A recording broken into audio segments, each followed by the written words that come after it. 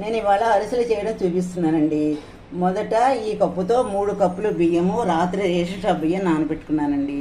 పొద్దున్నే ఒకసారి, మధ్యాహ్నం ఒకసారి నీళ్లు మార్చుకుని తర్వాత మిక్సీలో వేసి ముందర 2 సార్లు కడుక్కుని బియ్యం బాగా ఆరబెట్టుకున్నానండి. ఆ బియ్యం కొంచెం ఆరాక మిక్సీలో వేసుకుని ఇలా పెట్టుకున్నానండి. పిండి ఇలా తయారైంది. కప్పున్నర బెల్లం ఇలా తరిగి పెట్టుకున్నాను. 30 కప్పు నీళ్లు పోసి స్టవ్ మీద పెట్టుకుందామండి. వేసానండి. ఇదిగోనండి పాకం వచ్చేసిందండి. మొదట నువ్వులు వేసేస్తున్నాను.